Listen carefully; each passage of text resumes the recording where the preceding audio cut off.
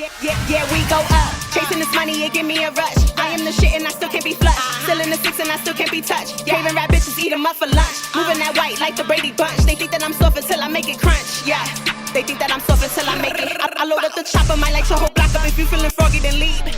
Yeah, my creators, what's going on? You already know when the ha go. It's another edition of CUTS. You know what the CUTS stand for?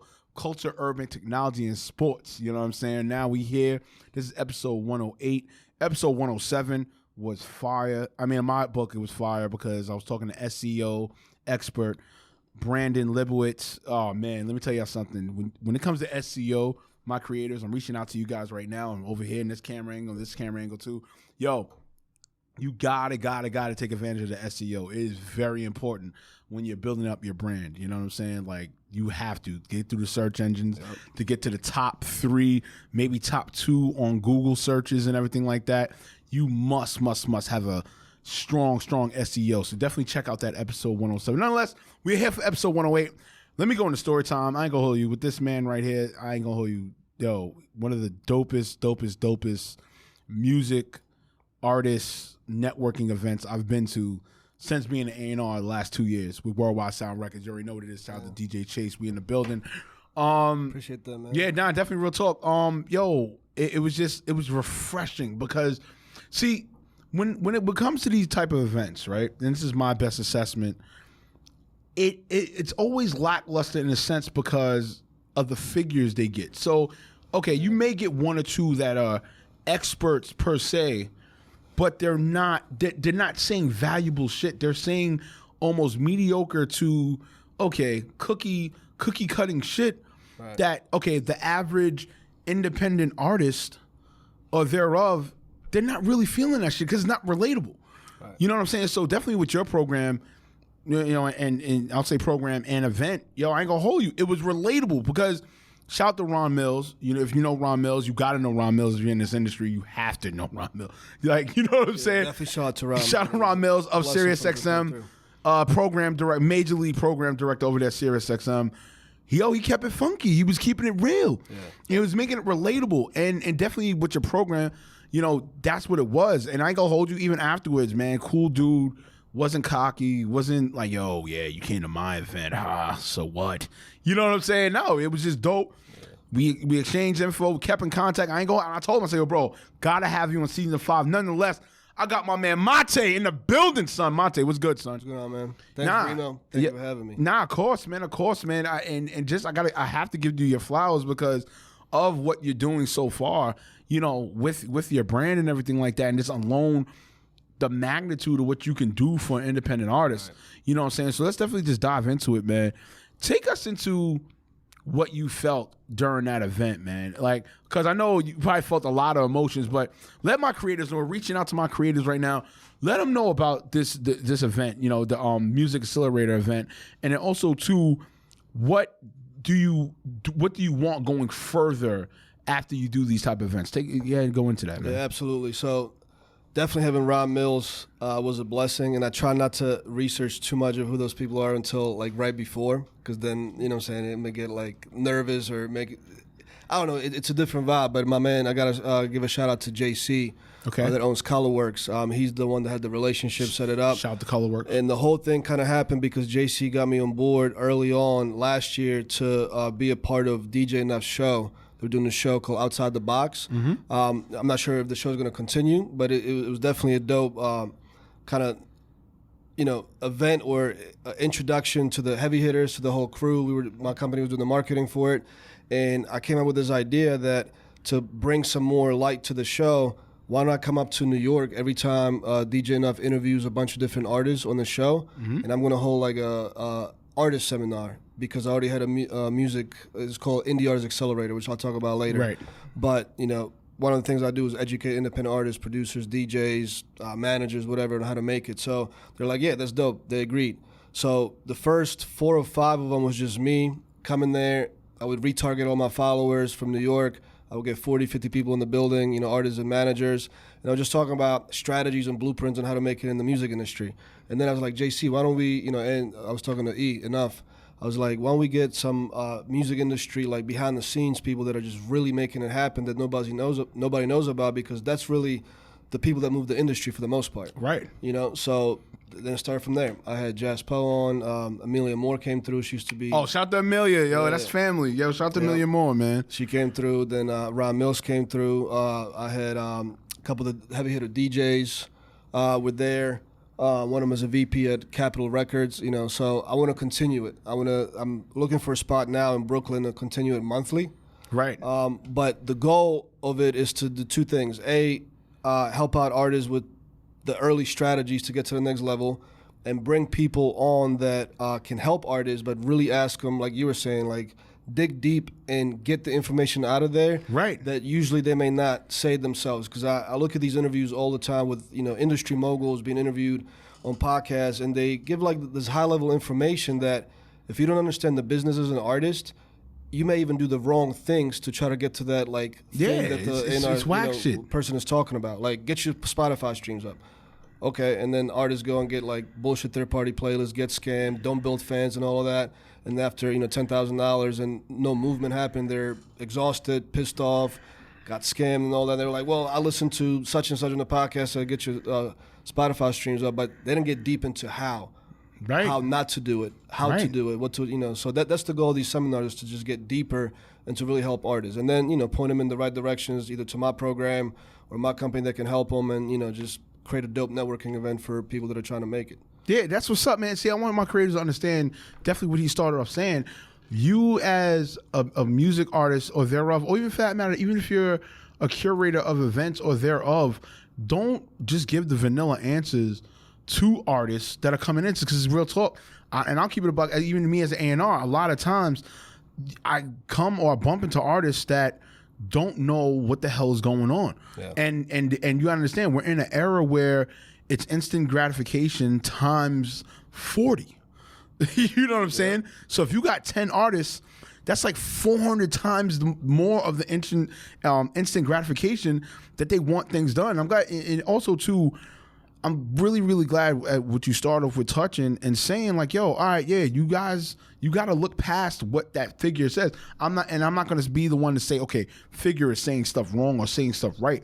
But I feel even as political as it is, that's just what you have to expect, because, okay, they're said figure.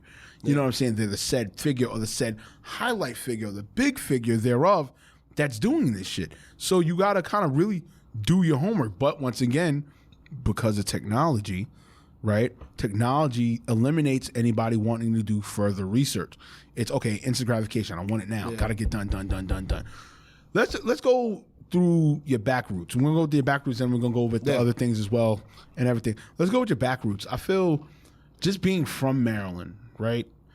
It's a gift and a curse in a sense, right? Because on one hand, the market is big because there's not that many people being the big fish in that market. Right. But then the curse is, all right, you got to really put enough energy to make people come to that pond or come to that water in a sense. Take us into what drove you, besides the fact of the obvious, okay, because it's NY or whatever, but take us to another answer or another insight or vision of what it was for you to say, okay, let me, even though we have a big pond, but let me be a bigger fish at another pond. Take us into that. So from a, music industry perspective, I figured out what are the major cities where the business infrastructure for a particular industry exists in, right? Mm-hmm. But I'll start even way back. So I moved here from Eastern Europe. I'm from Slovakia. Okay. So I moved to the United States, and the first city I landed in was New York City. So as a kid, I was amazed. That's the city I've seen in the movies till I was like 11, 12. Right. Never seen in real life. So I was always mesmerized by New York City, right? Luckily, I live in Maryland, which is 3 hours away. But, once I became an entrepreneur out of college and all that, I've had successes in other business models and industries. Mm-hmm. One primarily was in energy efficiency. I had a company that we built it from 0 to like 60 people over like 5-6 year period. We were doing like $5 million plus a year in revenue, and it was doing energy audits for residential, commercial, and like multifamily homes. Right. And the reason I like to give this example is important because at the time, this was during Obama's administration, there was a lot of government money being throw down on the East Coast, especially the DC, the DMV area, as a pilot ground for what California was able to achieve from energy efficiency standpoint. So we were in the midst of like the industry where all the policymakers, all the money, anything regarding energy efficiency was going on in DMV. So we're able to build a thriving business there in that industry. If we try to do that shit in Texas, in the oil country, it will never happen. We've been going up the grain the whole time.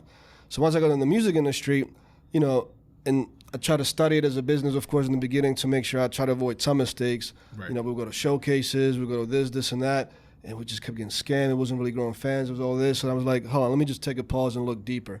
So I started, you know, studying, like, where do all the label offices, where are they located at? Where are all the, like, ASCAP and BMI offices? Where are the people that make it, like artists, like Jay-Z, for example? Do they, like, where do they have the clubs and other businesses that we can rub shoulders with them and all of that? And New York was on the map, LA, and Atlanta. So being in Maryland, I'm like, I'm going to go to New York. Plus, I love the city. I used to live in Brooklyn on and off for 2 years. Nice. So any chance I would get to go back to New York, I'm like, I'm going. So somewhere around 2015, 2016, I was like, man, screw the DMV. Not, you know, I lived there. I love the place. But from a music industry standpoint, like, I'm just running in circles. There's nothing I could do here. So let me start going up to New York. And if I'm going to make any connections, let me see what I can do here, because it'll accelerate what I'm trying to do with my label, with my artists, and all of that. And, you know, I was right about that. Just like the example I gave with the energy efficiency industry. I had to go to the market where the other infrastructure was, because DMV is a consumer market. Once the artist blows up, I mean, we got Wale, we got Shy Glizzy. A lot of people came out of that area, but it was because they made a name for themselves initially. You know, you got to own your own area. But once the label got them to the next level, they all moved out. Oh, yeah, by far. And none of them came back to buy clubs or own any other establishments and all of that to sort of attract the other, you know, music industry people elements. to come. Yeah, right. Everybody's gone. Like, you know, DC or Baltimore is just not one of those cities. It's very musical. Right. You know, like DC has its own sound, Baltimore has its own sound, but so it's a consumer market, but not music industry market where you can actually make the right connections, whether you're a label artist or a producer, that can actually help you accelerate your career. It's just not.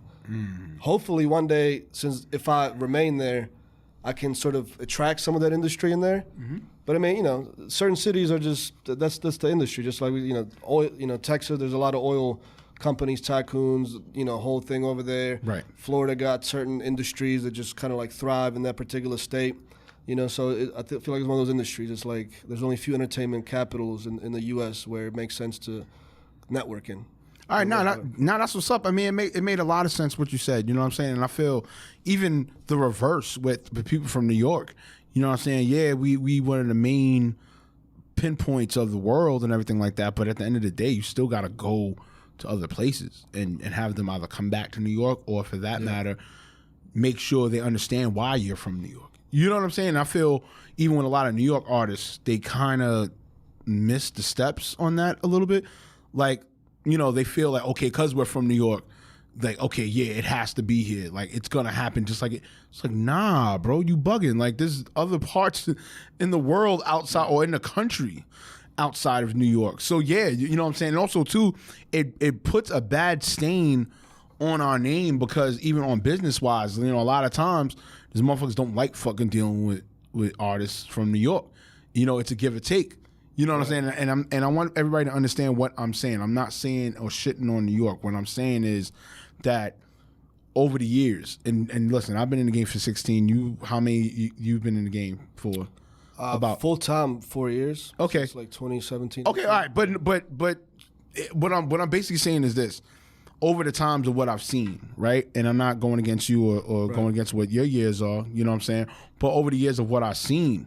You know what I'm saying? It's like, yo, y'all niggas is fucking up for everybody else that's gonna come and do something. Okay. You know what I'm saying? Like, you're fucking up the relationships. You're fucking up. You're putting a stain or a cap at where we're at. Because then it's like, all right, if this one fuck it up, then this other one from New York, I don't know, and it makes it harder. You know what I'm saying? So I'm definitely glad you touched on that.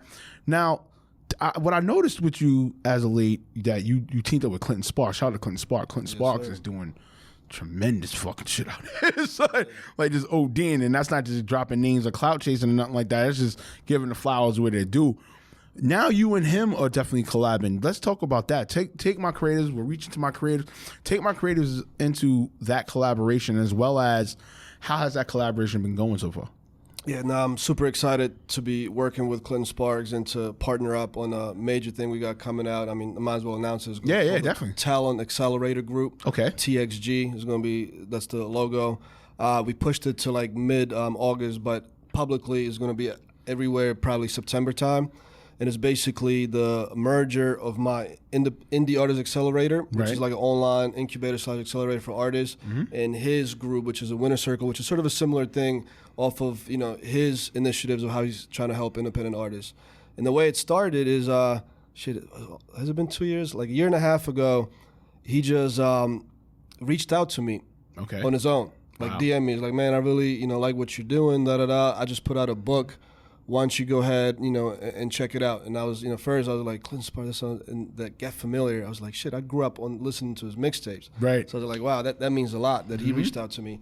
And turned out actually that, shout out to Wendy Day, by the way, that's my girl, one of my favorite people in the industry. Right. She, apparently Clinton reached out to her, was asking her, what do you think about Matej, this guy, talking about like music industry, all that. And she co-signed me because I actually work with her artist to help with digital marketing.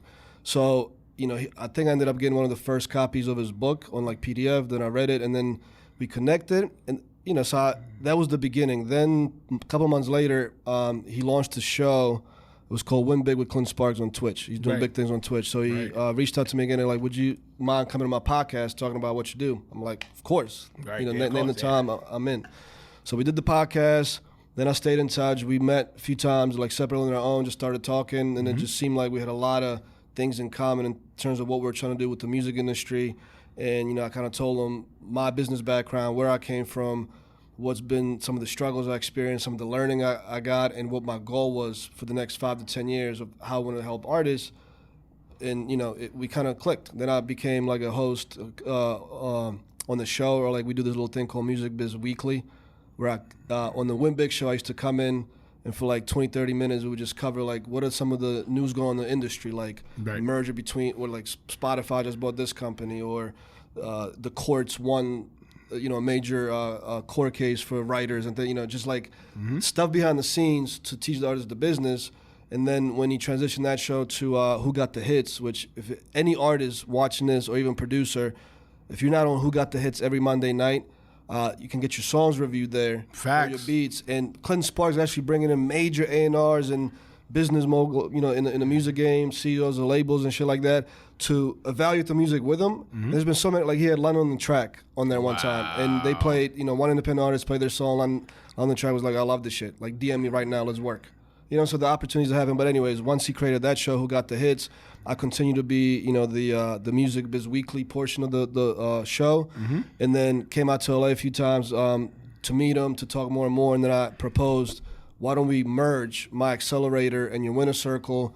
And, that's what we've been working on for like the whole 2021, and making sure that comes out the right way. And, that's the whole story behind our collaboration. So I'm super excited. Oh, man, I'm excited, you know what I'm saying? Because it goes to show that, okay, and to let artists know, you know what I'm saying, that, there are people that care. There's not people here that want to ruin your careers, or for that matter, want to change your creative appetite. Yeah.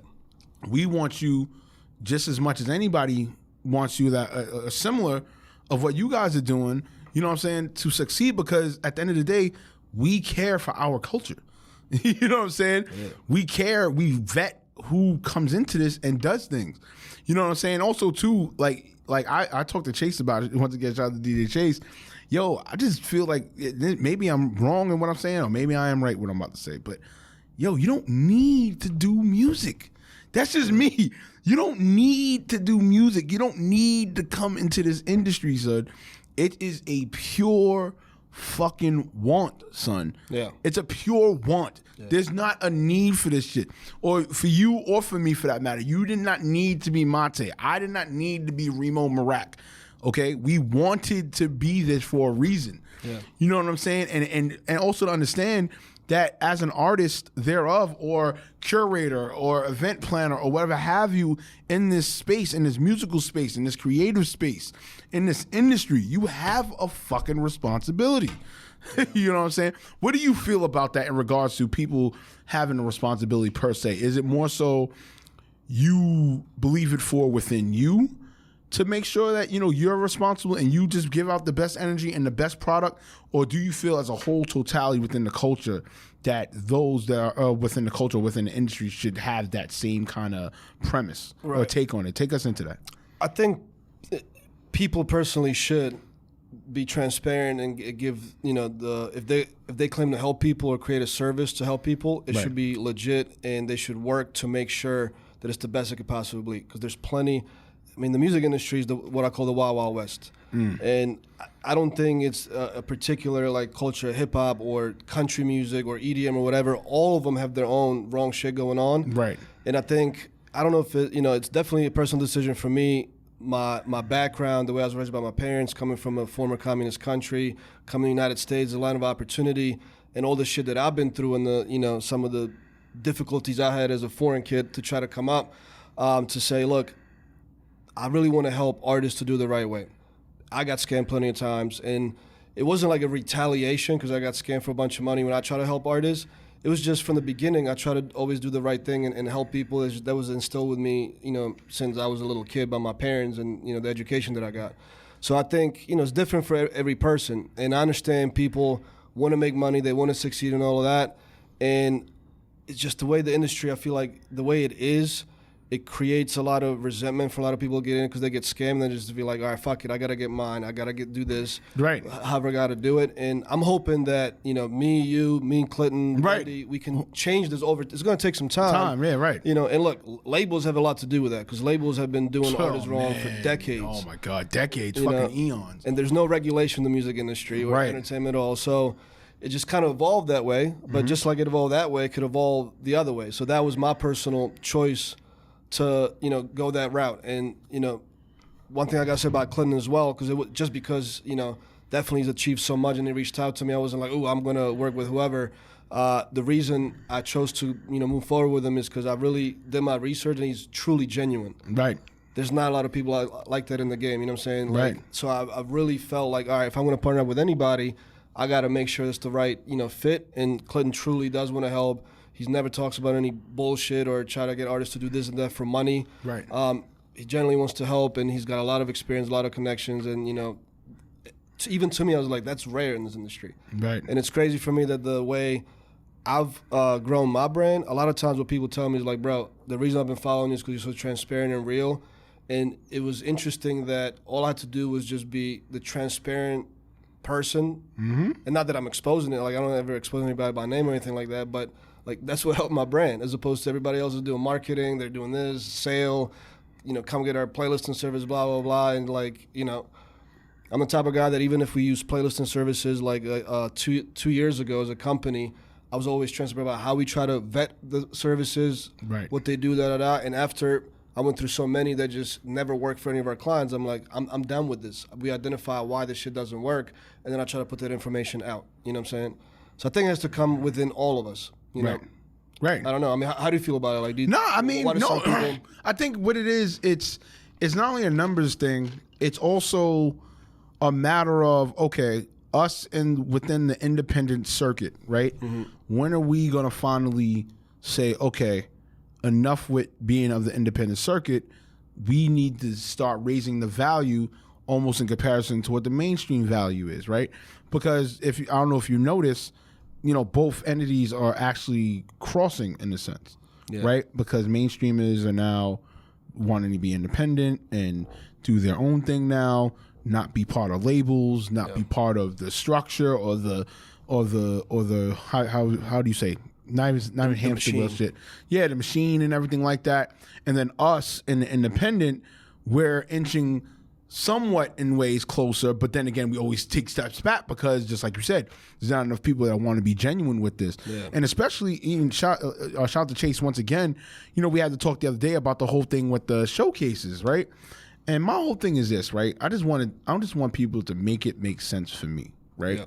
Why do you need above 15 artists for your showcase? I just want somebody to make it make sense. Don't give me the vanilla answer of, oh, well, you know, it's because we want money and we gotta build up the budget so that way we could pay off the space. Fuck all that. Make it make sense. Why do we need above 15 for a, at best, what, 3.5 hour? All right, let's argue, say 4 hour set show. Why the fuck do we need 15? Let's dive into that. Why the fuck do we need more than 15? I got a lot to say about it. No, let's go. No, let's go with it. Yeah, let's go with it. So here's the problem with showcase. Here's some good things that could be used for, and here's some shit that's whack. And then artists, it takes them like 30 showcases to find the shit out sometimes, right? Depending on what area. But look, a showcase is supposed to be trying to get. I mean, at least the way advertisers like. We're gonna help build your fan base. Come and perform in front of all these people. The problem is none of those people are consumers or fans of music. It's 50 other artists and maybe their managers, or maybe artist brings his girl or his friend or whatever, and that's who you perform in front of. So you got all these artists that probably are all in the same struggle, trying to figure out what the hell is going on. They're performing for each other, in front of each other. Mm-hmm. It's never a situation where all of them stay in the building. Like the first couple of guys, then they leave and all that. It's kind of shitty. And like, what does that do, right? So what I tell artists is that, look, you also have to get good on stage. So go to a few. Definitely go to a few, because you need to understand what it's like to give a good performance and learn how to be good on stage, how to work with the audio engineer and all of that. The lighting. Right? But if you expect to go to these showcases to gain fans, it's just most of them, that's not going to happen. So how do you make showcases valuable? Again, lower the amount of artists that are coming through, and then bring value to those artists and be transparent with them to say, look, there's going to be probably the other 75 to 150 people are going to show up. Are going to be other artists and their close, team members at best. But the value we can get you out of this is maybe we'll bring, DJ Enough from Hot 97 to be one of the judges and give his thoughts on what he thinks are the top 3 songs that were, valued by the crowd, blah, blah, blah, because you get, feedback from a legend, somebody that's on the radio. You get the network potentially, because you can network right there, or bring multiple DJs. You know what I'm saying? Right. My man DJ E-Stacks, for example, from Shade 40. There's so many people that you could bring that could bring value to the artist, and you could do it that way, or you could do prizes, or I've been part of a few showcases where I offered our digital marketing services at a discount, and they would allow me to speak. So it was good for my business as well. But I felt like those showcases were more valuable because the artist could actually then find somebody who can help him teach the business, right? So that's my pet peeve. Is like, why invite all these artists? At least now, there's other way. Like, let's say you're a DJ at a college party. You could also do it in a different way. You could do a showcase with 3 or 4 artists, right? Because you can't just bring random artists that are not vetted, or the music. Like, DJ has to approve it to keep the party going. But the question is, can you make a showcase that could actually get the artists in front of like 200 regular consumers, regular fans? Right. And I think there is, but there's no way 15. There's like 3 to 4 artists tops. It's got to be in a spot where consumers go to hang out and enjoy DJ potentially, and that DJ handpicks, or however he makes it where that's on him, but he can say, look, I got my man blah blah, he's going to do one song. Right. Because it fits of what I'm already spinning for the night. Fucking exactly. So there's multiple ways of doing it, but there's a lot of showcases, or a lot of them, and they make a bad name for all other showcases, which sucks. You know what I'm saying? So. And that's what the fuck. What you just expressed was something that made sense, right? Because on one hand, right, and this is I'm just speaking off my observation of the shits. Do I know a couple of people that have done quality ones? Yes. Yeah. I'm not gonna sit here and go, oh, it's been bad over no quality. No, I know a few, that have done quality showcases. But in the same token, it's like, all right, the ones that are not doing the quality, it's like you still aren't getting it per se. You know what I'm saying? And the thing for me, it's like, okay, if you don't get it, then why are you continuously doing it? Fuck the fact of profit. I'm not saying, okay, we all can't come out here and make money, make profit, but it's like, bruh, like if you're doing some shit and it's leading to Dutch and it's not fucking benefiting or it's conducive to what needs to be done, the fuck are you doing it for? So I don't blame. Listen, artists, shout out to y'all. I used to blame y'all when I was a heavy media person, right? But ever since I've been A&R the last 2 years, you know what I'm saying? I've really done my best to like do resolutions for this shit, because it's not cool. It's not fair. Yeah. It's not right. You know what I'm saying? It's not right to take somebody's money who went through some struggle. I don't care if they hustled, if they worked a regular job, regular 9 to 5, or whatever. It came from somewhere, and their expectancy level is real raw. Yeah. It's real hunger-ish, yo, and it's like, yo, pull up and come through. You know what I'm saying? Regardless of, okay, if you couldn't get said person to come through, okay, all right, fine, you didn't get him to come through, so the fuck what? But still, just still do something that's beneficial. That's why for me, I'll keep it a buck. You would think within 16 years in entertainment, you would think I had an event under my name. No. Because you know why? Because I'm very, very passionate about what I do. You know what I'm saying? I'm passionate. I'm super fucking passionate. So I need a team to be willing to like accept my passion and understand how much I care for my fucking name on something. And I like that. That's important. Yeah, you know what I'm saying? People don't understand, like, it's your legacy. You know what I'm saying? I mean, yeah, of course you can rebrand, change your name or whatever, but like, why have to go through all the trouble? Just do it right the first fucking time. And then on top of that, you know what I'm saying?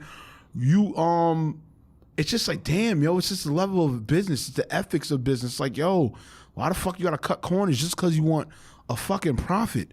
That's stupid shit to me. Right. You know what I'm saying? That's not even speaking longevity. Right. That's just speaking ass backwardness. You know what I'm saying? So I'm glad you touched on that, man. Real talk. And look, and there's like, for example, every city, every big enough city has a Hard Rock Cafe. Right. And there's also a difference between open mic and a showcase, right? You can go to an open mic at a Hard Rock Cafe where the Hard Rock Cafe director of music, whatever that person is, curates and handpicks bands to come up. So it's not just random Joe Schmo on a guitar that they don't know if he's going to be good or not, whatever. Right. But you can actually go to those if you make the relationship with the venue owner, maybe show some videos of past performances that you can actually play and entertain a crowd. You could literally play. I don't know if they charge for that. Maybe it's a small fee, but even they probably don't because they're already going to get, 200 people for the night, show up at the Hard Rock Cafe, eat some food, have some good time, and then want to enjoy some good music. That's another way of doing it. Or even, open mics.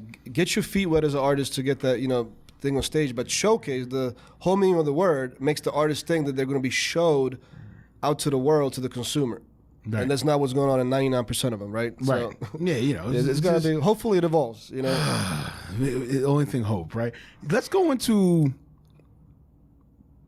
your trials and tribulations that you went through within the music. I mean, you did touch on it, but let's really dig deep into it. What did you take from it, and what do you feel you wish, if you had to revisit it, you would do differently? Right. Take us into that. So I definitely learned what not to do. I call it, the 30 to 40,000 that I spent over like a 3-4 year period that didn't accomplish anything what I thought it would accomplish. Right. It paid for my education to then succeed further in the music, right? So it's like, there's really no solid college that I know of, like, Berkeley School of Music for like producers and musicianship. But for the business, it's like historical. It's not like in the trenches today, right? So there's really no college for it except our accelerator that we created, which I'm hoping is going to be recognized as such. But that was my college, that 30, whatever I lost. So, and the way it happened is that and definitely a couple lessons that I learned that I would do differently, or things that I would do differently now. But I had another company, Greenua, which is the energy efficiency company, doing well. So I don't have too much time to focus on the music side. I came into the music industry in like 2012 as a hobby, as a producer. I love music. I went to school for mechanical engineering, but I always had, a passion for the music. Right, the ear for it. I started producing. Matter of fact, I mixed a few records for MMG, for Rocky Fresh, and like, nice. I love mixing and mastering, produce and, as a passion. But when I got into it, having not having time but having money, I was like, all right, let me partner up with some people that maybe know what they're doing. Let me grab a local talented artist. And I do know the importance of marketing and like PR for other industries. So I wasn't naive thinking I'm just going to get a hard artist, we're going to put out a video on YouTube or SoundCloud and it's going to fucking pop off. I knew that marketing and PR was important, so I invested some money into that. I just didn't know how scammy those services in the music industry in particular were going to be. Ooh. So 5,000 here, hiring this person. We got fake streams on SoundCloud, fake comments. Another 3,000 here for PR, this and that, which I should have known because in Greenua, in my company, we did the PR the right way. But they were like, yeah, we can get you on these blogs. But then I was thinking, could they really? Because we don't really have, we're not There's no accomplishments yet from an artist. Right. There's no accolades. Right. So with these really big like Complex and the stores take us on, and then even some of the ones that do, it's not an actual blog that people read. It's like a Spotify for blogs. Anybody can have a fucking blog page on it. Right. And it's good for SEO. It's good for getting your blue Yeah, check. right. But be transparent about that. It's used for Right. manipulation, right? So anyway, so those are all the services we did that didn't do anything for us. So then, you know, in my personal business life in 2016, after the Obama administration was over, the energy efficiency industry got hit really hard from a funding standpoint and just like the whole, you know, infrastructure in Maryland. So we had to shut down our company. And I was always like the CTO of my companies that I was involved with in real estate and all that. So I was able to sort of, you know, my business partners went back and got like different jobs, but I refused to go and get a job. Right. So I was like, I'm gonna figure out how to be an entrepreneur again and figure some shit out. So I created a software development company, co-founder of a company that has 50 employees, focused on e-commerce. And then in 2017, I was like, you know, this was after like 3 or 4 years of just throwing money and stuff, but not focusing on full time and getting scammed. I was like, let me actually take the music industry seriously. And what I wanted to do, I already had a studio that was making money in Maryland, a lot of artists coming through. But I was like, I always wanted to create an incubator for the music industry to help artists understand the business and make it independently. The reason is because when we're in Maryland, there were actually like business incubators and centers like your local like commerce, chamber of commerce that can help businesses get SBA loans and things like that. Right. There was infrastructure to help businesses to thrive. Right. Music industry, I was like, there was nothing like that in there. So that was the goal. So that was like the beginning, and I got started with the educational aspect of it. But what I would have done differently is not trying to focus on so many things at once, right? It's always been told to me as feedback, like back in the day I used to do too many things, so I was like, let me consolidate it. But if I had more time to really study the industry back in 2013, 14, 15, whatever, when I was kind of like dabbling in it, maybe I wouldn't have made those same mistakes. But either way, I made those mistakes. I'm here, and the way I look at it, it was failures that were really lessons, and I'm glad I went through them. So I don't again, like I don't use that as fuel as like, fuck it, I'm going to show everybody that I'm going to make it, and then get back at people. Nah, it's just like, okay, hey, that happened. I still choose to be in this industry. Let's keep it moving. And people, that are in other industries that know me, they're like, why the fuck would you get in the music industry so late? I was like 33 when I got into it, really. And all that. I'm like, it's a passion, man. Like, this is what I want to do. That's why. You're right. Because I've seen a lot of people get burned and lose $250,000 here, there, invest in the artists, real estate moguls, millionaires, got nothing out of it because they didn't know the business of it. You know what I'm saying? Right. So, yeah, definitely. No, I'm definitely glad you touched on that because, like I said, man, coming into this game, you gotta understand it. You know what I'm saying? Even for me, I started my career as an actor, but I was so happy-go-lucky because I was leaving my high fashion, real estate job.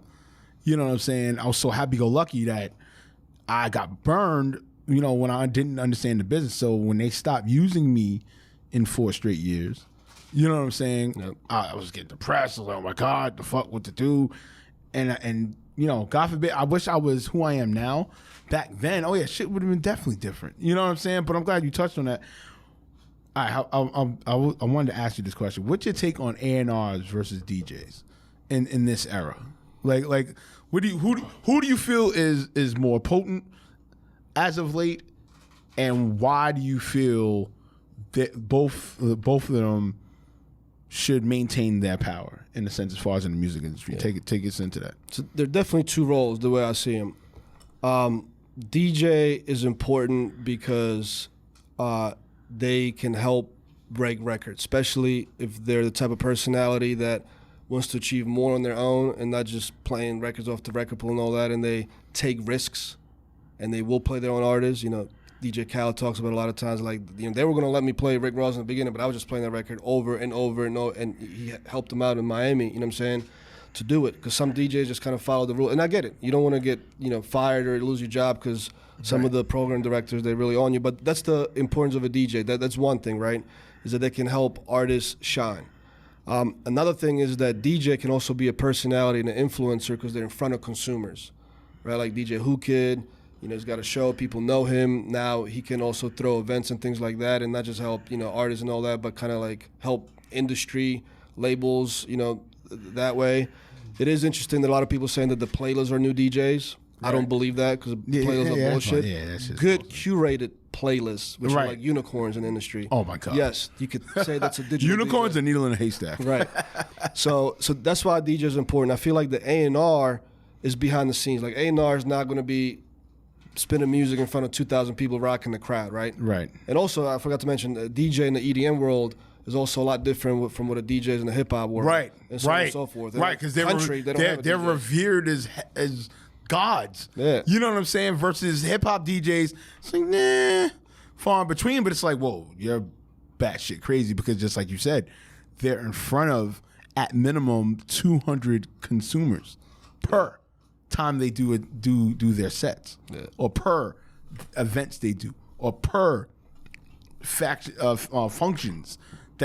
Keyword functions they're a part of. Yeah. You know what I'm saying? So definitely on that, and then definitely touch with the A&R. I mean, you did touch on A&R, but touch more on the A&R. So I think the A&R is more behind the scenes. What I explained in my understanding of what A&R should be is that's the architect behind an artist's brand, right? So they should, it's like the glue and the connection between the rest of the teams at a label potentially. The business development team, the legal team perhaps, the publicist team, the marketing team and all of that. Mm-hmm. So at least back in the day what A&Rs used to be, they would search for artists, they would create this either persona around them or a brand, and they would work with the rest of the label resources to make this shit happen and to get it to the next level. And I think to many extents that's what A&R is now. Like they should be able to search for talent. Right. But we all know that talent is just a small piece of it. So A&R these days should understand that they have to understand the personality of the artist. Does it make sense to bring some of their team members on? Is there longevity in this artist? There's going to be a bunch of bullshit you're going to be dealing with. So A&R got to be a little bit of a psychologist. They got to have a good ear for music. They also have to understand marketing and the resources they got at their label to see if whoever they bring on can actually be focused on. Because you know how some labels are. Like you come at the bottom of the totem pole, and unless you scream real loud or show them somehow on your own as an artist that you're independently making moves, whether the label's going to do it or not, that's how you get kind of to the top of the totem pole and get, taken advantage of. But the A&R can help with that. So I think that's an A&R. It's more behind the scenes. Okay.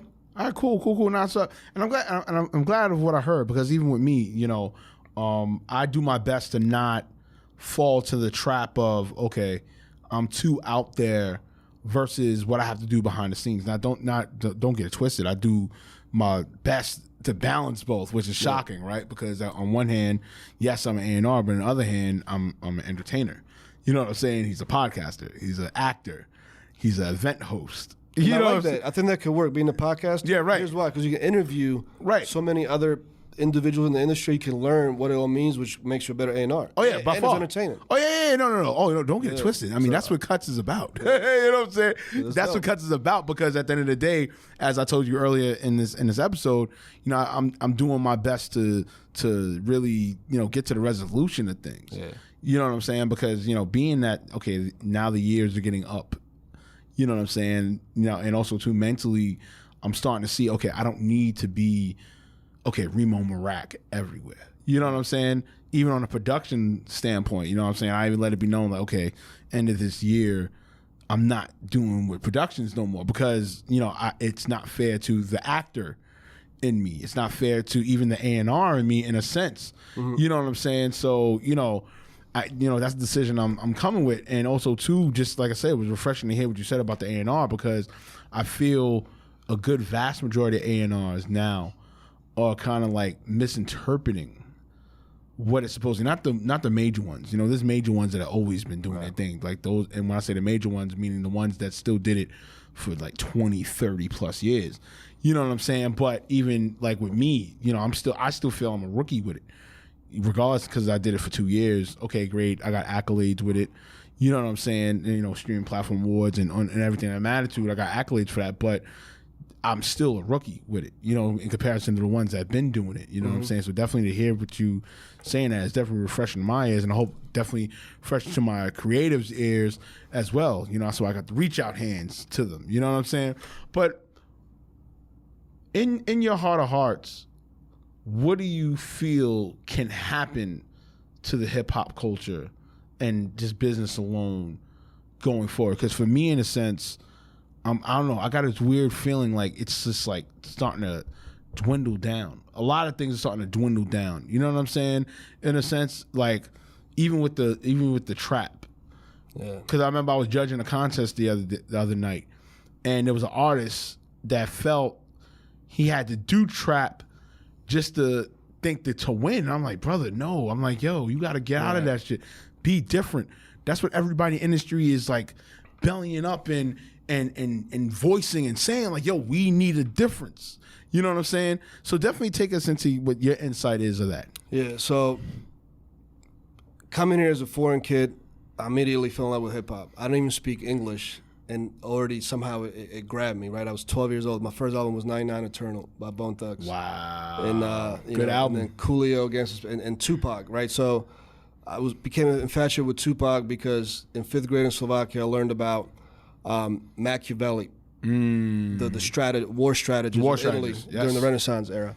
And that's literally what I learned in 5th grade. In 5th grade in Slovakia, I moved to America, didn't really speak English. So now I'm 6th grade listening to, Tupac, and literally got shot and, murdered that year. It was in 97. It was like the first year or second year in school. But he changed the name to Machiavelli. And I was like, why? And then I dove deep, and there's a point behind this whole drawn-out story, is that, the way he was raised and what he was trying to do, I felt like that was hip-hop to me. Like, he tried to better the culture, educate the kids that grow up in the hood and that don't have access to a lot of things. Like, he wanted to help not just the hip-hop culture, but, like, the American youth. Right. No matter who, and in many respects, the other artists that I grew up on, like Nas and all of them, I felt like there was a lot of that, right? But then when I studied hip-hop even before I came to America, and, it was all about, like, political uprising, like talking about the struggle and all of that, it felt like to me it was more like, okay, this culture is going to empower like certain, societies, and it's going to improve everything. And I agree with you, it sort of kind of got lost along the years. However, I feel like hip hop now is also the new pop. Right. Hip hop and rap is the biggest genre in the world.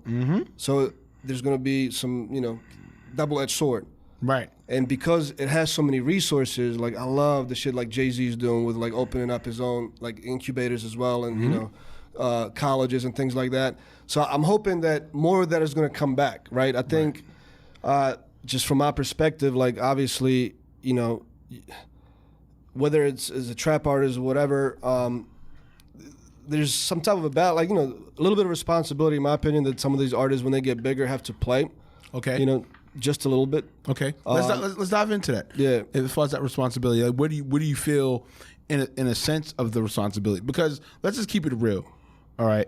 And I'm not saying that you and I know exactly of what the big figure artists or big figures, for that matter, are to be, but in a small scale, it's like, all right, hey, could you not give the vanilla answers in a sense? Right. Because you got to remember, these artists are not like us, the way we were coming up into this. You know what I'm saying? That, okay, vanilla answers were okay, and we were still hungry enough to go get it. Not saying that the vast majority of youth or youth creators there are not hungry enough, but I feel they, like I said, just rather instant gratification versus actual research that leads to longevity. You get what I'm saying? So definitely let's expunge on that. Like, what's your take on it, or what do you feel is the responsibility per se, or what does responsibility look for you within the hip hop culture? Right. I feel like it's just shifting the energy or evolving the energy in the individuals. This is what I mean by that. Like, what you told me earlier, where the kid felt like he had to do trap music because that was like the thing that was popping. But some of the artists that came from their circumstances did it because they were actually living it. But for a kid to grow up and look at the hip hop culture and say, this is what I got to do, but that's not the lifestyle they came from. Right. Why didn't you look at J. How come you didn't feel like J. Cole was maybe the example to look at, right? So I'm hoping that eventually that can shift. And where I feel like the energy could shift is that no matter what circumstance you come from as a human being, and you got to get one way or another to the next level, hopefully your energy shifts to say, look, we used this as a launching pad, and look, it came from rough areas, like a lot of my friends died or whatever happened. But now that I'm here, even though I'm doing the music I am, let me shift the energy a little bit and teach the youngins to maybe stay away from it and not like, what's it called? Like pour fuel on their fire to make it even worse. You know what I'm saying? Oh, like to give man. the examples. So, and I think, again, it goes back to the individual choice. Right. And so if those artists get more money, more free time, all of that, again, it's going to be on them personally to figure out if they want to shift their energy and to educate themselves more about the business and all that. Do they want to pass that down to, their peers or their community where they came from or not? So it's going to be either personal or hopefully some of the mentors that they have at the labels will reach out and say, even though we're here now, what do you think about setting up a community center back at home to help educate kids about X, Y, and Z and all that and bring it back to education? So that's what I mean about the shift of energy. So it doesn't have to just continue to, promote the lifestyle that they came from and then they were living. I know it's tough, and I can't speak on it for those as a white kid, but I feel like I can speak on it a little bit as a foreign kid coming from an area that definitely there was from no opportunity. You know what I'm saying? One thing was just crazy. We had a lot of great education, but there was no fucking opportunity. Right. And a lot of corruption when Slovakia came in, got out of communism and all that. So my parents moved here, and that's why I feel like I can sort of relate to say, look, everybody's got a circumstance, but if you can help educate later down the line, no matter where, and that's what I felt hip hop was for me when I came here. It was like this entrepreneurial, like hustle mentality that was basically saying, well, if the government's not going to do shit to help our people or certain communities, let's take it in our own hands and help. And then some along the way, I don't know if it's the industry, the corporate, or that's Who knows what the pimp. Yeah, So I think it's the personal energy. I think that's what, if it could shift,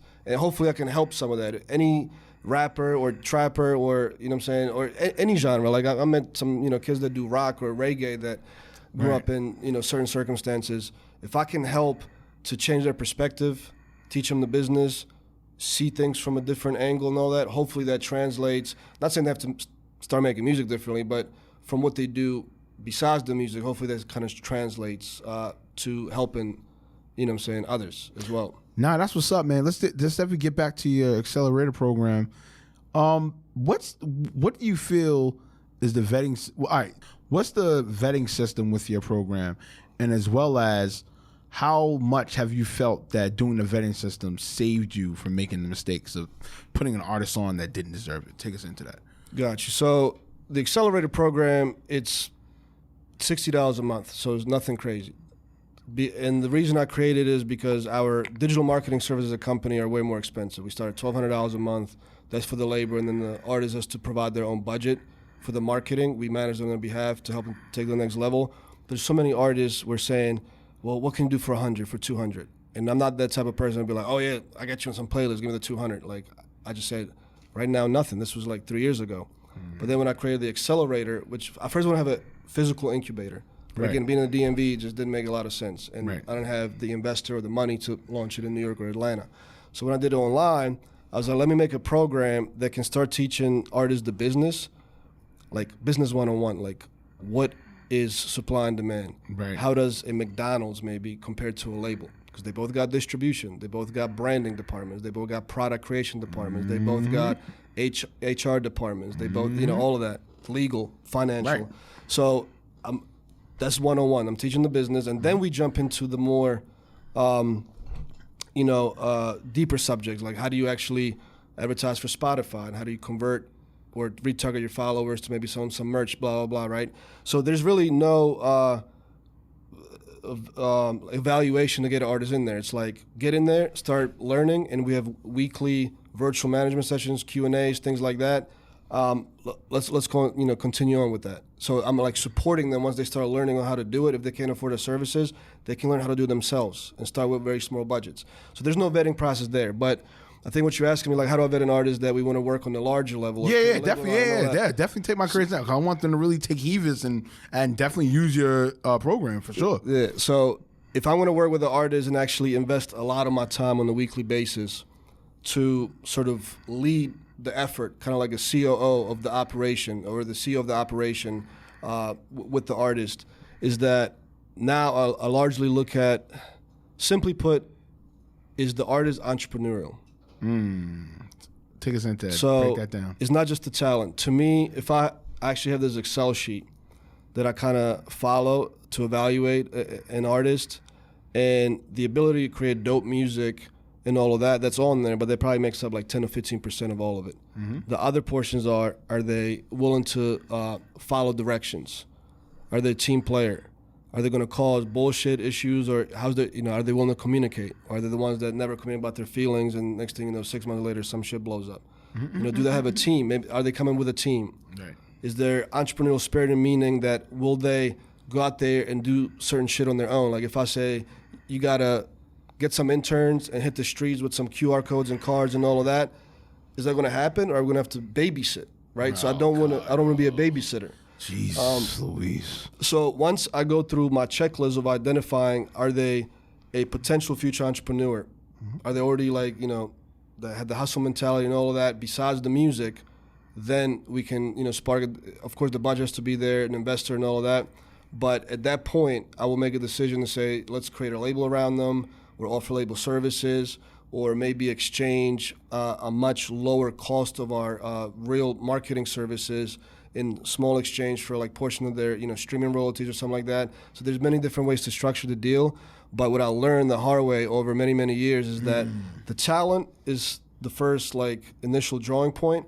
But if the personality and all that other stuff is not there, the competency, the being on time, just respecting people's time, communicate well and all that, it's going to be an uphill fucking battle. Oh, and it's God, Jesus Christ.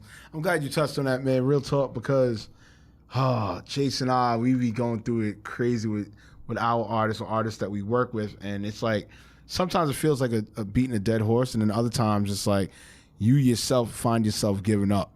Like, what do you feel with you are the ways you don't give up in that sense? Because let's be real, we're human at the end of the day, and regardless of if the way you break it down, okay, 15% here, 10% here, 10% here, 15% here, but they don't equate to it because you get frustrated and you just give up. Like, I don't even care. You didn't even make 5%.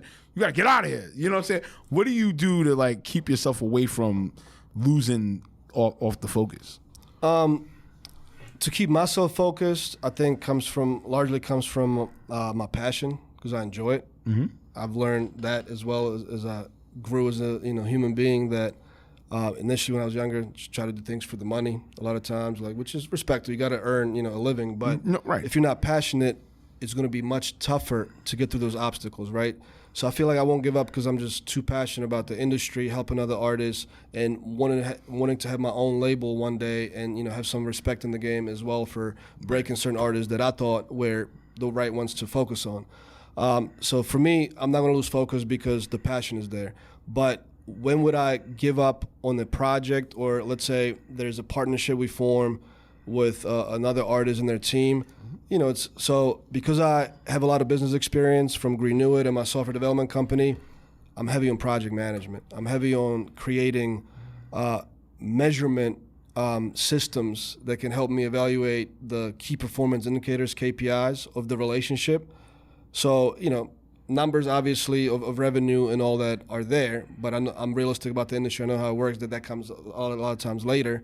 But it's those other things, like how many times do they skip out on the meeting, or do we have to chase them around, right? So eventually, if too many of those things don't go right, and my assistant or my team is tracking that, because first of all, it's not just me. I got a great fucking team. Shout out to Nick, Kyle, Justin, Emmy, Jesus, everybody on my team. But once we identify those factors, then it's just a conversation that has to be had to say, look, this hasn't worked out, this is not working out, so on and so forth. And I hope that if once we depart the relationship, both people have respect for each other. And I would expect the same. Look, one of the things I constantly try to work on is balance. And as a CEO of the company and running essentially two companies, trust me, a lot of times I drop balls as well. Right. But it's kind of like, I don't know if you know Gary Vee. Oh, yeah. Well, I sparingly do, because shout out to Hip Hop Gamer. We produced at his office in Hudson Yards. We did an episode there and everything like that. So I think and I know another time, him and I sparingly crossed paths. at an event. You know what I'm saying? Like, it was sparingly. But, you know, definitely I would love to, like... And the reason I mentioned him, he made me feel good about juggling too many balls. Because he's like, fuck it. All right, so you're juggling 35 balls. Yeah, you're going to drop 7, but you still are juggling 28 others that are not dropped. So as long as you communicate and are transparent with people and ask for their feedback and also try to improve or put in systems to improve, it's better to juggle 35, drop 7, but complete 28 than to maybe juggle just 1 or 2. You know, there's different theories because people say just juggle 1 or 2 and become the best at it as you can. I'm not saying there's anything wrong with that. Right. But somehow my personality, I just can't do it. Mm-hmm. I've tried to narrow down what I do, but you know what I'm saying? So I'm mentioning that because, you know, it's not just like always me making the decision I'm going to fire somebody. I want the mutual, you know what I'm saying, feedback there because they may feel like I'm not working out. And if I don't want to lose the partnership, I need to know why. Is it me? Is it my team? What can we do better? You know, I feel like I have a consumer-centric outlook on things. That's why I try to also explain to artists, like, what does that mean? Like, it's a company that cares about the consumer or your client, you know, whatever it is, as opposed to saying, nah, we're just going to be about us, what we do, right? Because a lot of artists would be like, fuck it, I'm just going to make the music that I like. I don't give a shit if anybody else likes it. And I'm like, look, I'm not, yes, be authentic. Do your own music. But if you want to succeed in this game, you got to care about what your fans think about it a little bit. Oh, by far. Yeah, I'm not saying do some, you know, like some extensive research to be like, okay, I want to make songs because, you know, like that one kid feeling like he's got to do trap because somehow he analyzed like that's the thing, you know, to do. But like be a little bit consumer centric, and that's how I run my companies as well. We care about our clients, and we try to be transparent, and we care about the consumer at the end of the day. You know, that's what's up. And I'm glad you touched on that about the artists and being marketable, or the artists and having to do for their fans. What do you feel about marketability versus talent? Do you feel one should weigh over the other, or it should be balanced enough that it should benefit for that creative or for that artist? Take us into that. I'm starting to realize a little bit more that marketability outweighs the talent. All right, expunge on that. Here's why. If every talent could be marketed and made into an A-list artist, a lot of the amazingly talented like singers and vocalists at Baptist churches on every given Sunday could be made A-list artists, but that's not what's going on, right? Mm-hmm. So, and you also see a lot of mediocre artists that just have awesome, like, eccentric personalities. Right. They have smart marketing teams within themselves, can market themselves a certain way, whatever, and they just get further. And the reason is because, you know, we live in a capitalistic environment when it comes to the music industry, and especially in the beginning stages of artists' careers, it's like 80% marketing, 20% about the talent and the music, right? So if that 80%, which is the marketability factor, if that can't really launch a talented artist to the next level, then you have to, you know, rethink like what's wrong here. You know what I'm saying? Because I'll give you an example. If you have somebody that's, and this is just like real shit people deal with. If you have an artist that's super introverted, or somebody that has mass anxiety to go in front of people or to do that, man. And you have a label put millions of dollars behind trying to market them, but they can't go out on stage because they need to go to ER because they just broke down, or, you know, real shit people deal with. As a business, it's going to be a problem. And that's the unfortunate thing, because, you know, you can't just always make it about business. But some labels do, and they don't give a shit about if their artists are doing drugs, how they feel inside. I mean, we hear their stories, like rest in peace to Juice WRLD, but shit like that happens. It's just sad because he's super talented. But what was his label doing really to try to help him? Yeah, you know what I'm saying? So, that's a huge part of it. All right, yeah, right. No, and I want my creators to understand, we're not saying don't be talented. Aim for marketability. Yeah. That's not what this was about. I was just getting an insight from Matej in regards to that, because, you know, me and Matej, or Matej and myself, you know what I'm saying, this is the things that we have to do to go into our decisions of if we're going to take on said artists, of if we're going to network with said artists and their team and everything like that. Do we take the risk and don't take that person who's going to blow up?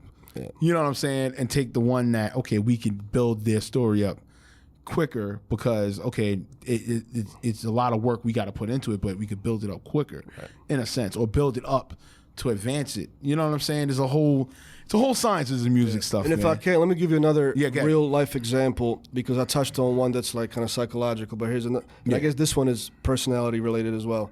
I had a situation where we were putting together a endorsement deal with a clothing line. Right. Pretty decently sized clothing line, recognizable. And we were bringing our artists there because it was, there was talent there. There was some decent numbers, and we're trying to make them a micro influencer for the company to get an endorsement deal. Right.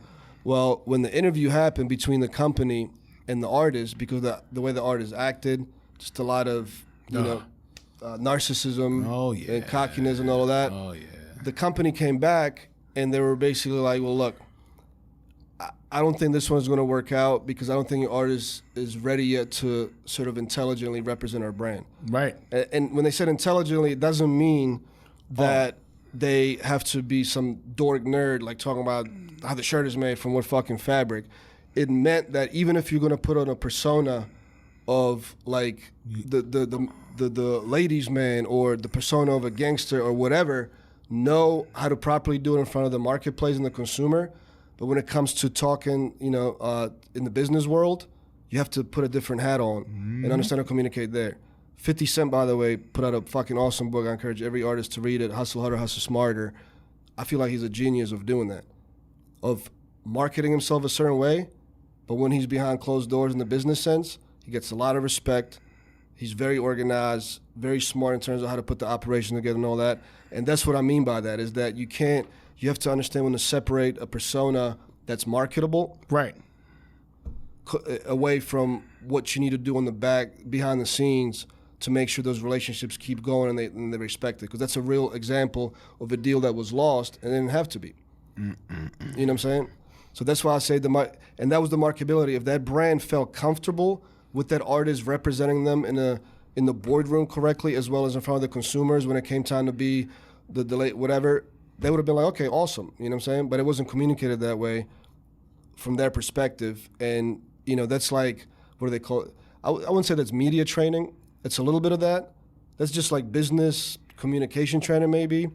And that's why maybe sometimes artists can be part of those conversations. Right. But then everybody's like, well, I want to be my own boss. I want to be on my own masters and all that. God. Respect. I got you. Right. But do you know what that means and how to really make that work behind the scenes? Because there's a difference. And then they're mad. We're like, well, I don't want to have a boss and all of that. But let's be real. A lot of artists that are signed to the labels screaming that I'm my own boss, they're really employees for the label. Right. And it's okay. That's okay. As long as the machine works and they're comfortable with the cut they're getting, Right. It could be a fruitful relationship. Right. But, And let's still stay on that. Like, why is that happening? Because you're starting to hear more and more stories that, okay, the ones that are screaming, oh, we're independent, we want, not signed to a label. It's like, okay, low key, you guys are. Like, take us into what you feel, how's that process going about? And also, why does it also get confused as a distribution deal? Right. Let's go into that. Let's dive into that. So first off, I think independent is one of those like trendy words. Right. Just like, I want to own my own masters. Right. What does that really mean to you? Do you even know what that means? Because you can own 100% of something that's worth $10. That's worth $10, but you Right. can own 10% of something worth $1 million. Now you got $100,000. But anyway, so first of all, independent is this trendy word. Just like entrepreneurship became this trendy word, but it's really hard to be an entrepreneur. Right. Not just the business, but like It's balance in fucking life. ass, And, you know what I'm shit saying? crazy hard. So then it comes. This is what I like to explain to certain artists, and this is just all hypothetical and an assumption on my part. But they're like, why doesn't Drake go independent and da da da da da, or some of these big artists? Maybe he's got a really good deal with the label, split that he's comfortable with, and he recognizes that the human resources that the label provides, the 25 employees, the publicists, the marketing people, the SEO tech guys behind the computer, the security, the tour support, the truck, all of that he's okay with the label running it, because otherwise, if he wants to be independent on the level he's at, he would not have to fucking form his own company and literally run all of that himself, or hire people that he trusts that run the tour support department, Right. the legal liability, the marketing and all of that. Maybe he doesn't want to run all. And you know, Drake, to give him credit, he's a smart businessman to begin with. By far. But maybe he doesn't want to run that, so he's comfortable with that major label deal. And the independent artists that are successful independent, they've over time learned how to do that, and they sort of enjoy it. They put the right people in place because they learn the business, and they're also CEOs and bosses, or at least co-founders or operational officers of their own teams, and they're the front man facing or the front girl facing as an artist as well. So that's the difference. If you truly want to be independent, it's not just a trendy word. There's a lot of fucking work that it's going to take, and it's not just you. That also usually means you're able to form your own company around yourself, and that's a team. That's something I'm still, as an entrepreneur, with having a company that has 50 employees and the music company that has like 8 or 9 resources that we work with, I'm trying to get better at hiring, training, and then firing if I have to. Right. I'm the type of guy that I hate firing people. Right. You know what I'm saying? Nobody likes to fire somebody. So if you want to be an independent artist, either you're going to have to figure out how to do all that, the communication, the business, and all of that, or partner up with somebody that you trust, that all they're going to want to do is live and breathe the business shit, the operations, all of that, put the right people in place. Because then you're not going to be successful independent. Or, look, there's so many levels to it, right? But that's the bottom line is you're going to be a business owner, not just an artist. Whereas you could be a dope-ass artist and let the label do a lot of shit for you and just understand that, okay, even if you're getting 20, 30%, it's probably fair. Because if you try to do what the label does, let's be real, you couldn't. And we see a lot of examples of that. Artists go from majors to being independent, and then they you never hear from them again. And there's also some that learn a lot from it, become independent. You don't hear of them unless you're a fan, because there's no more that big gramophone that the label, the machine that they used to have. Right. But they're doing well on themselves. They just don't get talked about, I feel like, enough in the industry. And then the independent artists that want to be independent, they never find those interviews. We know what interviews they do find. They find the interviews with the A-list artists that play a persona. They're entertainers, but not independent artists. You know what I'm saying? That's another thing I tell artists is that a lot of artists are looking to music artists in their interviews to see if they're telling them a blueprint for success. Right. But I'm like, guys, majority of the time, they're entertainers. That's like watching a movie and, I don't know, some movie that an actor is a lawyer in, and then you're thinking like, that they can actually do lawyer work. Exactly. Jesus Christ. You know what I'm saying? This is the best comparison I can get. I know, right, no, but yo, that shit is hilarious though. But now, Matej, let's get with the final thing right here. Definitely tremendously what you're doing so far, you know what I'm saying? And definitely much flowers to you to keep it going and what you're doing for independent artists. Let's say you're at year 15 now. I'm just saying of what you're doing so far. What would you at year 15, or what do you think you at year 15 would want to thank you in the beginning of your career? What do you think you would want to thank yourself? For what aspects? Yeah. Or just in general, like, what do you do? Like, let's just say you imagine yourself, okay, at year 15. So that's 11 years from now. What do you think you would want to thank yourself in the beginning, or the younger you? What do you think you would want to thank yourself on?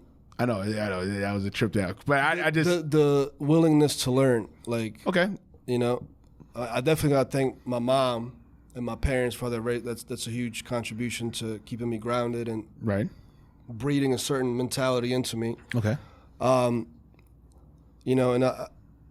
it's just here's what going to school, and maybe this has been in me since I've been a little kid, but like going to school for mechanical engineering, going through all the damn physics classes and all the math, you're learning how to solve problems. And I enjoy solving problems. Okay. So I would thank myself for like going deeper and deeper into enjoying solving problems. And even though times get rough, and look, I've been through depression, I've been through hard times, always have the mentality and the drive to like figure out how to get better and improve, and hopefully improve the people around me and listen to people around me. I need to improve on that, like just like listening sometimes and taking their perspective and working with that, But so I think just thanking myself for the willingness to solve problems and try to keep a positive outlook, because I know it's very difficult for some people to always stay positive. All right, man. That's what's up, man. Yo, Matej. Yo, real talk, man. I got to reach across the stats. Yo, man, I really appreciate this, man. I really appreciate this opportunity, man, talking with you and everything. But let everybody know where to follow you at. Reaching out to my creators right now. You can even reach into your camera. Let everybody know where to follow you at. Give all your information out. You heard? Absolutely. So the best way to go about it is to look me up on Instagram at Matej, which is MATEJ_H_entrepreneur. Right. I know it's long, but yeah. so you got to spell that. Or digitalsciencemedia.com. That's my marketing company for the music industry. Mm-hmm. So that's easier, digitalsciencemedia.com. From there you can find my socials and all that, and that's how we can get in touch. And look out for, in September, Talent Accelerator Group. Yes. TXG, that's the partnership with me and Clinton Sparks. Yes, sir. Clinton Sparks, I'm going into the camera. You must come through for season 5. I don't care if Matej has to do the alley-oop for that shit. You have to come here or whatever. I'll come to you. I don't give a damn. We have to get you on here for season 5, son. Yeah, A Cuts podcast. That has to go down. To come back. That has to come down. If you two, if it even has to be the both of you, so be it. We have to get this done. Nonetheless, my creators, this is episode 108. Wade, we are at 108 episodes, motherfucker. That's awesome, man. 108. Staying consistent. I heard it.